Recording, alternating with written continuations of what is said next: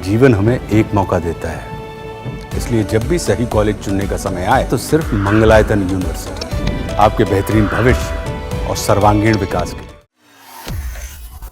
जबरदस्ती आपको पहले लोन बेचते हैं और फिर उसके बाद लोन प्रोसेसिंग फी के नाम पर 1 से 3% लोन अमाउंट का काट लेते हैं। न्यूनतम बैलेंस नहीं रखते हैं तो 100 से 600 रुपए प्रति माह बैंक आपका काट लेता है। इस चार्ज को लगाने के बाद बैंकों ने वित्तीय वर्ष 22-23 में 3500 करोड़ रुपए मिनिमम बैलेंस पेनल्टी के नाम से लोगों से वसूले हैं मैडम। दूसरा चार्ज, एक्स्ट्रा एटीएम यूजेज।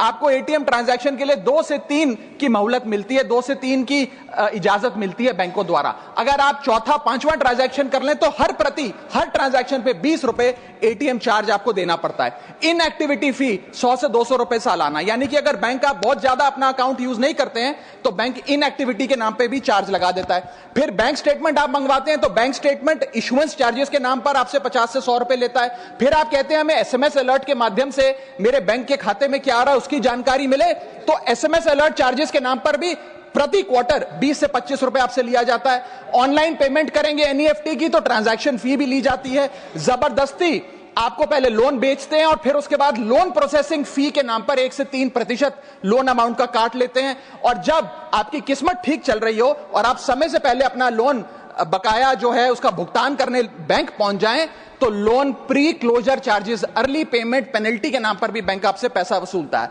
साधारण सा सिग्नेचर बदलवाना हो, नॉमिनी की डिटेल्स बदलवानी हो, उस चेंज पर भी 200 रुपए प्रति ट्रांजैक्शन के नाम पे बैंक आपसे पैसा वसूलता है। और डिमांड ड्राफ्ट पे ऑर्डर बनाने जाएं तो 100 से 200 रुपए प्रति डिमांड ड्राफ्ट आपसे पैसा वसूलता ही वसूलता है। यानी कि कस्टमर्स की जेब काटी जा रही है और कस्टमर्स को पता भी नहीं लगता कि कितना पैसा बैंक इन नाना प्रकार के चार्जेस के चलते आम आदमी से वसूल रहा है।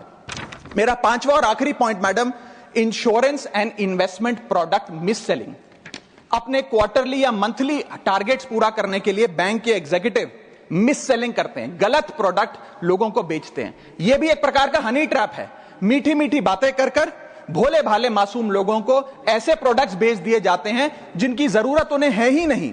IRDAI, insurance regulatory development authority of India की एक रिपोर्ट बताती है कि 3.5 लाख सालाना कंप्लेंट्स में से 20% कंप्लेंट्स सिर्फ और सिर्फ मिस सेलिंग की, गलत प्रोडक्ट बेचने की उन्होंने दर्ज करी हैं। सेबी की एक रिपोर्ट बताती है कि 30% इन्वेस्टर मिसलीडिंग इंफॉर्मेशन का शिकार हैं। और म्यूचुअल फंड्स की मदर बॉडी, जिसे association of mutual fund of India कहते हैं, वो बताती है कि 23%, मैं खत्म कर रहा हूं मैडम, 23% इन्वेस्टर ऐसे हैं जिनके पास वो प्रोडक्ट्स हैं जो उनके रिस्क प्रोफाइल और फाइनेंशियल गोल से मेल ही नहीं खाते हैं।